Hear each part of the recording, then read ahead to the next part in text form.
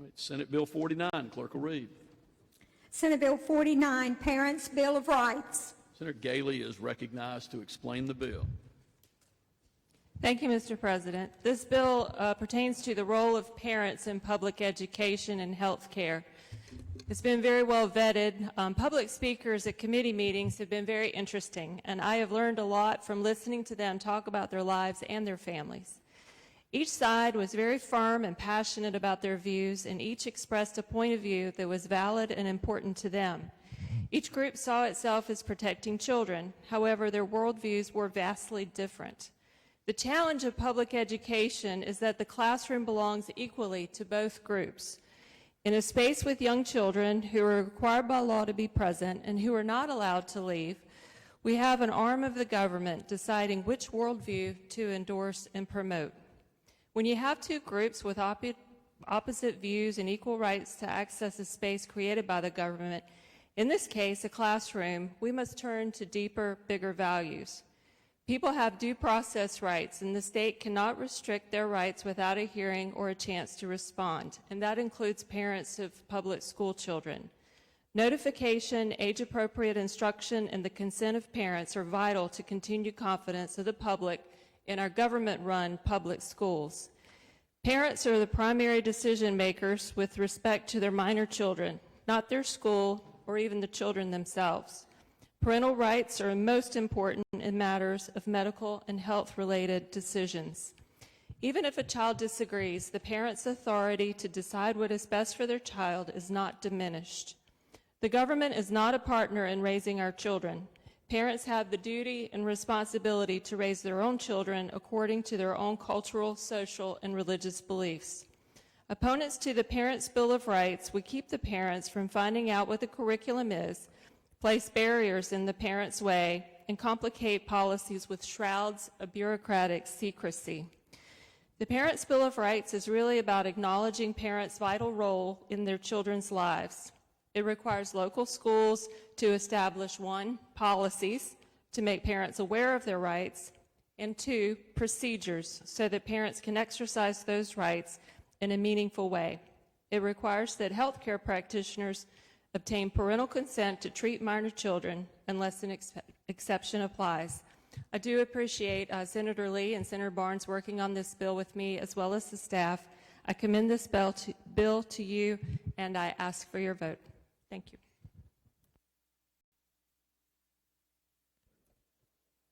Discussion or debate? Senator Grafstein, for what purpose you rise? To debate the bill. You have the floor. Thank you, Mr. President. Mr. President, I'm new here, as you know, and I've appreciated the gracious welcome that you've offered and your kindness. And like everyone who came here to the Senate, I'm sure, I came here because I had some issues that I care a lot about, that my constituents care a lot about, and that are important to the state of North Carolina. These include things like public education, mental health services for folks who need them, other disability issues for people in our communities, affordable housing, which is becoming a chronic problem, and making sure working families get a fair shake. On the issue of education, many of us have participated in the Hunt Holzhauser Institute several weeks ago, which highlighted a lot of the educational needs and opportunities for investment in better outcomes for our kids. We also had an event about the state of educational attainment yesterday, at which you, Mr. President, and other leaders, including Speaker Moore and the governor, spoke, where there was a discussion about the role that enhancing educational opportunity plays in making sure that we're able to fulfill our obligation to fill the jobs that are coming here in great numbers in recent years and certainly in coming years. There seems to be a real clarity about the need for investment and forward progress when it comes to education. Mr. President, there are so many needs in education that should be a higher priority than Senate Bill 49. I have heard from many parents over the course of the last few months about the lack of things in their schools like transportation, lack of certified teachers in child's classroom, inability to get special education services because of shortages, which is an issue that's close to my heart because my son benefited from those special education services when he was a student in the Wake County schools. And the list goes on. Just in the past week or so, we have had several code reds in multiple schools in Wake County. We need to make school safety a priority, and it needs to be a higher priority than Senate Bill 49. Since Senate Bill 49 was filed, I've heard from scores of parents, teachers, students, people in my district who have genuine fears about this bill. These are medical professionals, as I mentioned, parents, students. Not one parent has contacted me to say that they were not able to access information about their child's education. Not one parent has contacted me to say that they were cut out of decision-making about their child or their child's education. I take the bill sponsors at their word about their intent with regard to this bill. I know Senators Galey and Lee are lawyers, and as lawyers, they know that sometimes intent matters and sometimes intent doesn't matter. In this situation, it's really not intent that matters, it's really consequences that matter. I have sat in on the committee meetings in which Senate Bill 49 was discussed and heard, and as Senator Galey mentioned, we had a lot of folks come speak at each of those meetings.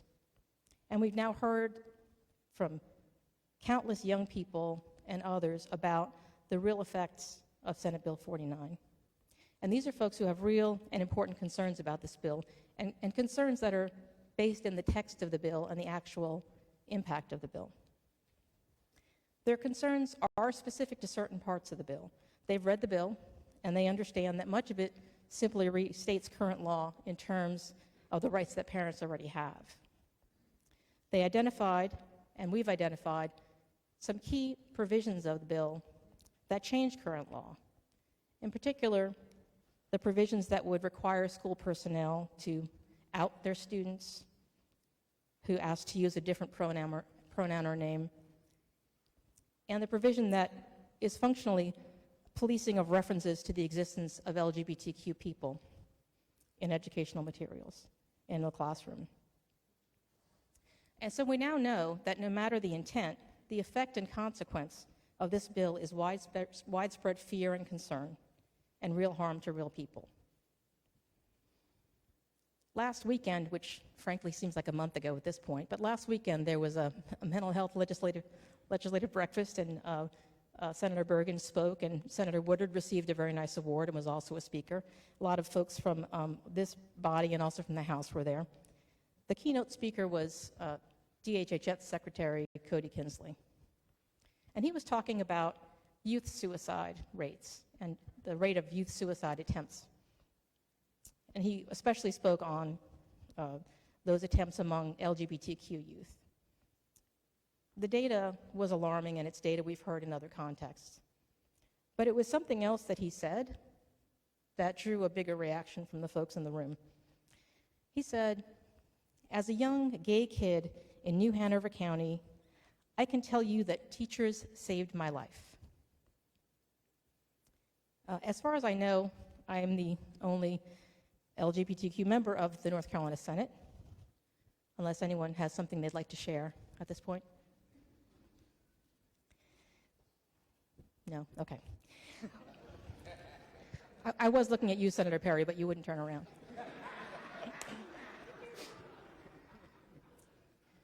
But when I came out, in the 1980s, I can tell you that I genuinely believed that there was something wrong with me. And even though I've, grown over the years and had the opportunity to really come to, as most of us do through adulthood, learn a lot more about who we are and our place in the world, it was a real and persistent feeling in my youth over the course of time. And then my high school drama teacher, because I was a drama nerd, my high school drama teacher wrote 4 words in my yearbook. He wrote, "Dare to be different." And that small gesture has really stuck with me all these years because it was what I needed to hear at the time. So, I'm amazed at the progress we've made in the last few decades. Now, some of us count our lives in decades at this point.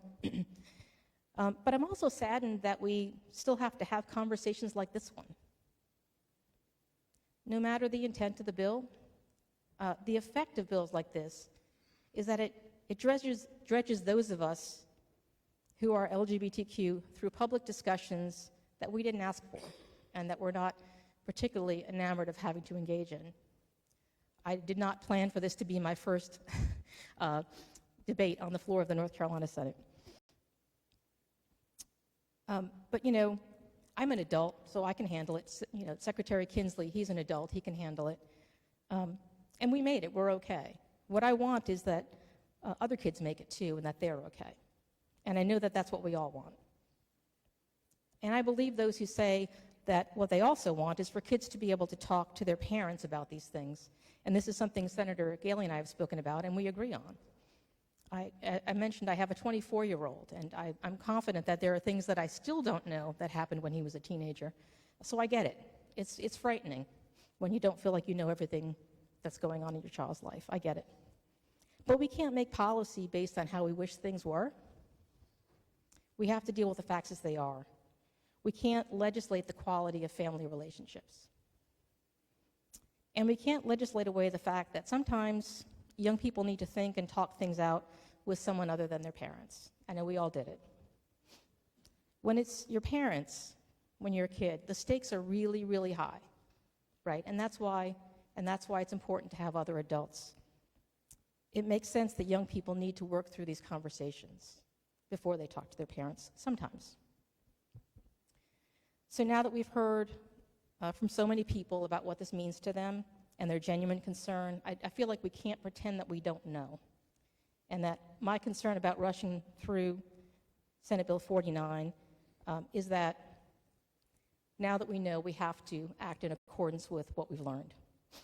We've not heard why North Carolina needs this bill particularly, except I would say from activists. And this again, Senator Galey made reference to the fact that folks came out and spoke on this bill on both sides, and that's true. We had several lobbyists and activists come to advocate on behalf of the bill. But they expressed positions, not experiences. As I said earlier, we've heard from so many people who talked about their experiences and their genuine perspectives based on where they are in their lives. But the activists who came out were not speaking about their experience. They were talking about ideologies. And I came here not to work on ideologies, but to work on issues that our constituents face. Focusing on ideology, focusing on those kinds of things that divide us, that's the wrong priority. And if we pass this bill now, it will seem to elevate ideology over what our constituents came to those meetings and told us and emailed us and called us to express. It's now just the second full week of the legislative session. Thanks for the welcome. We all came here to try to solve problems. We all want to solve problems for our constituents. But first, we should do no harm. This bill does harm. Full stop. If you're thinking of voting yes, here's what I'm going to ask of you. Think ahead to tomorrow morning when you get up and look in the mirror. I want you to be sure to ask yourself this now. Will you be sure that you did no harm by passing this bill? That not one young person will feel like they're trapped and have no one to trust. That not one young person will suffer the consequences of that feeling of isolation. That not one young person will be outed to an abusive parent. That not one young person will be added to the 20% of LGBTQ kids who attempt suicide. There are Cody Kinsleys in our schools right now, and God help us, there are Lisa Grafsteins as well. But there are Cody Kinsleys in the New Hanover County schools, in the Alamance County schools, in the Wake County schools, all across this state. They are in the gallery, I think. They are hearing about SB 49 on the news and talking about it on social media. If you're even a little unsure about whether rushing this bill through may do them some harm, please vote no. But I also want those young people to know that whatever happens with this bill does not define them, and it does not define their future. Those of us who vote no and those who advocated against this bill, we will have your back.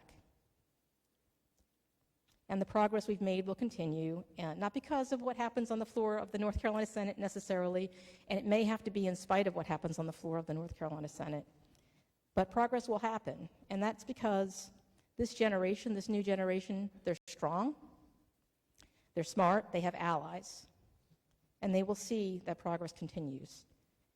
And the last thing I would say to them, Mr. President, is that they should dare to be different.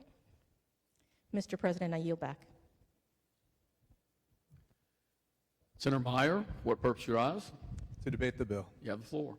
Thank you, Mr. President. And Mr. President, after so many years in the House, if I ever call you Mr. Speaker, I ask your preemptive forgiveness.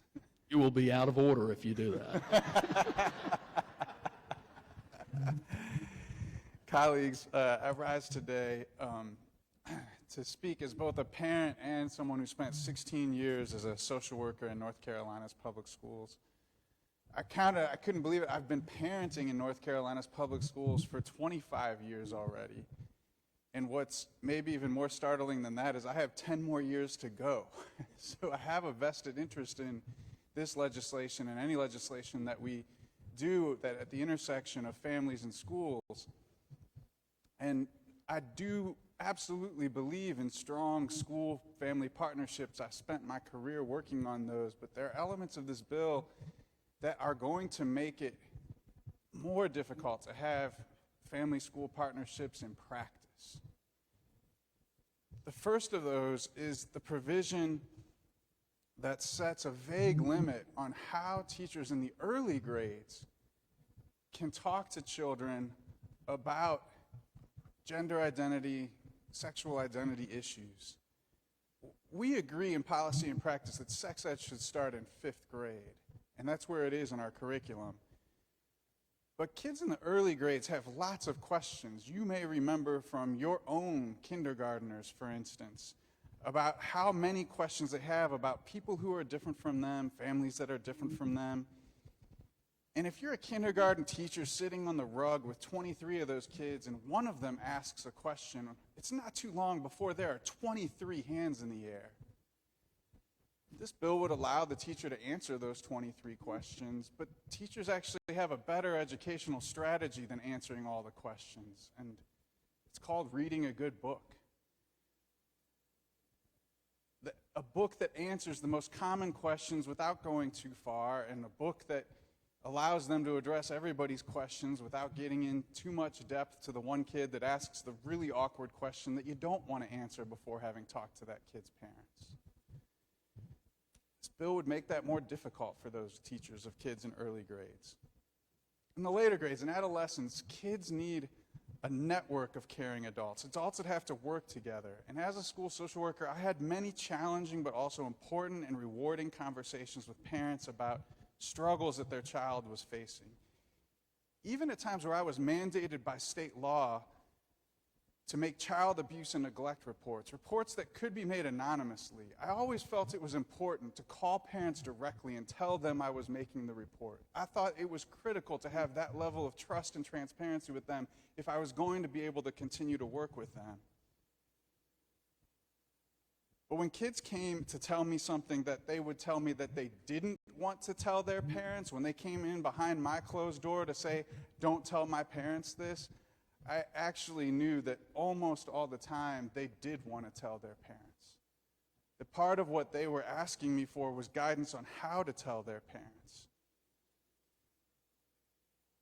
And that could be if it was because they were gay or pregnant, in a gang, addicted to something, whatever the situation was. They want to tell their parents because they want to be loved by their parents. And they don't want to disappoint their parents. But sometimes they know that their parents are going to have a hard time understanding what it is that they want to share. And if they're afraid to come and tell a social worker or somebody else in the school about a piece of their gender identity or sexual identity, because they're worried that that person is going to tell their parents before they're ready, then they just won't come and talk to us at all, putting them at further risk that Senator Grafstein talked about for depression, self-harm, heaven forbid, suicide. And when they do come to us, not just as social workers, but any educator in the school, we have an obligation to protect our students from harm, including both self-harm and harm from their parents.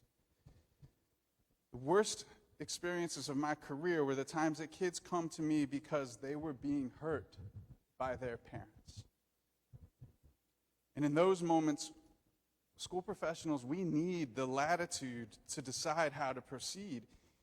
It would be unethical for me to inform a child's parent of something that might lead to that parent abusing the child. And I will tell you that I believe this bill would put me in the untenable position, in certain cases, of having to make a choice between the legal requirements of the bill to inform parents of something their child had told me and the ethical consideration of trying to protect that child from harm from their own parents. And if I were back in schools and I was put in that decision, I will also tell you that I would choose protecting the safety of the child over the legal obligation to tell their parent.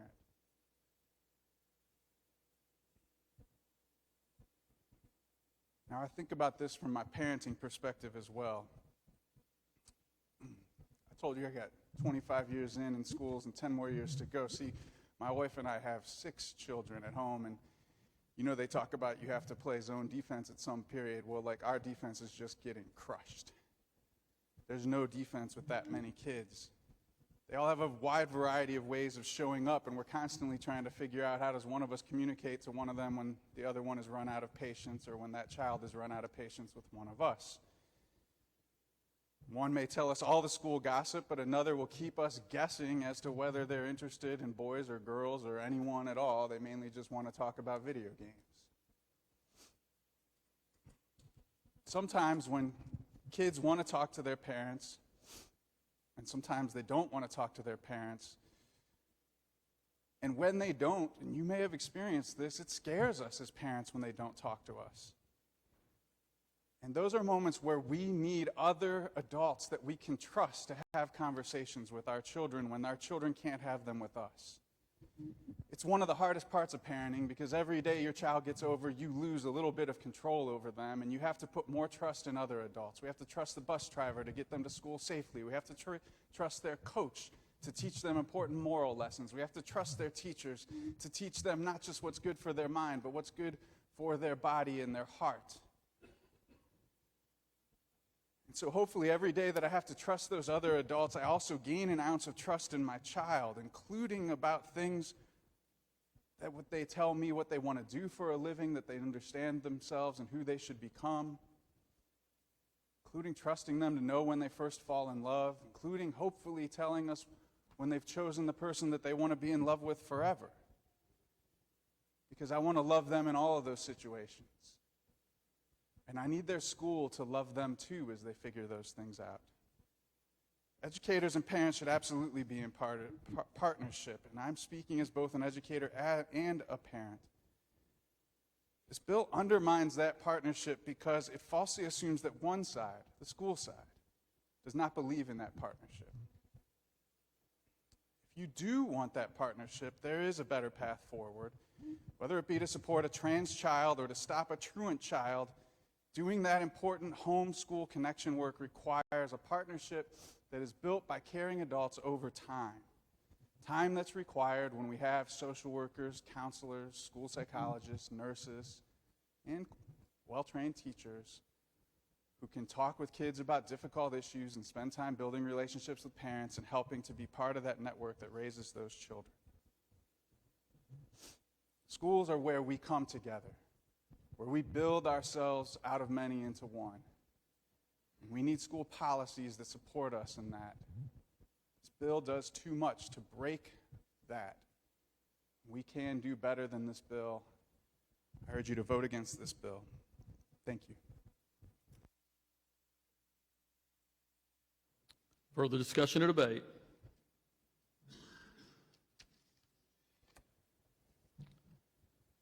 Senator Gailey, for what purpose you rise? To speak to the bill. You have the floor. Thank you, Mr. President. I just want to respond to a few of the things that we have heard. I really appreciate Senator Grafstein, my law school friend, in her remarks and their tone, and I really appreciate her bringing the question of doing harm to children up. I would say that people who encourage our youth to keep secrets, to keep the name and the pronoun, we're talking about the name that's in the official school record and pronouns that are used throughout the school. We're not talking about private conversations. This bill addresses the name that's in the official school record and the pronoun that the student is commonly addressed by in the entire school community. Under this situation where the student would have an expectation of privacy of those things at school, keeping them from the parent, the entire school is lying to the parents at home about a very essential thing with their child. And that does harm. That does harm to the child and to the family. Senator Meyer, I would direct your attention to page 7, lines 40 through 45 of the bill. You expressed a concern that you would be, if a child might be abused or neglected, if you were to,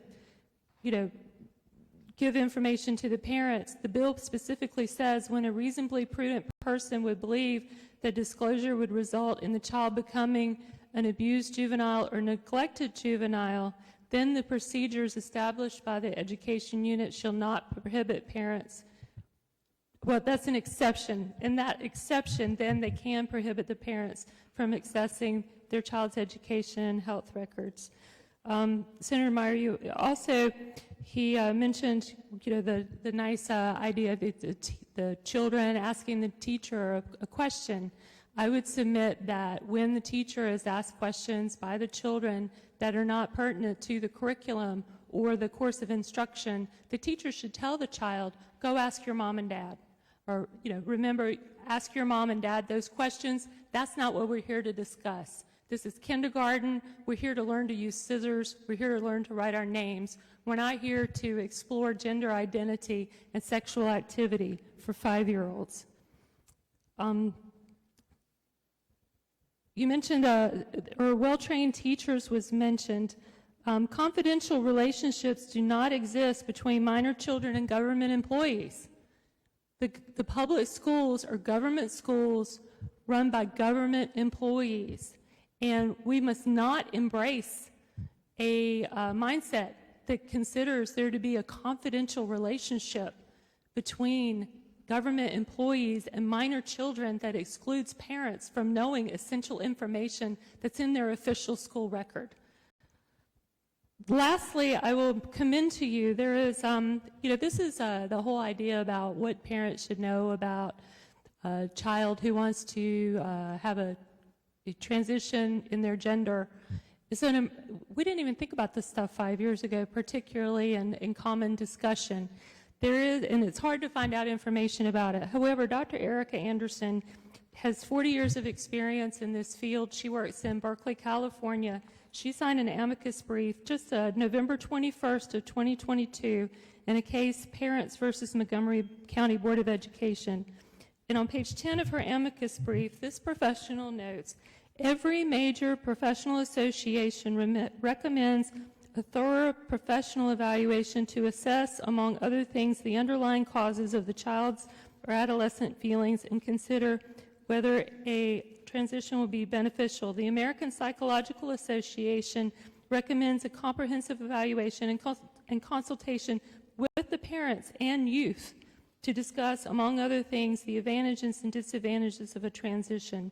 Furthermore, on page 14, she says in her amicus brief, to summarize, no professional association recommends that teachers and school officials who have no expertise whatsoever in these issues should facilitate a social transition while at school, treating minors as if they are really the opposite sex in secret from their parents solely because they are concerned that their parents might not be supportive of a transition. Mr. President, this is a good bill and I commend it. Further discussion or debate? Hearing none, the question for the Senate is the passage on second reading of Senate Bill 49. All in favor will vote aye. All opposed will vote no. 5 seconds be allowed for the voting. Clerk will record the vote.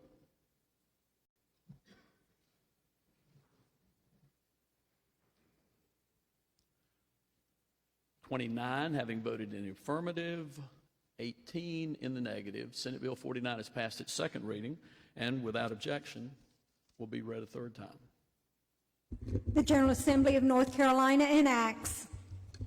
Discussion or debate on third reading?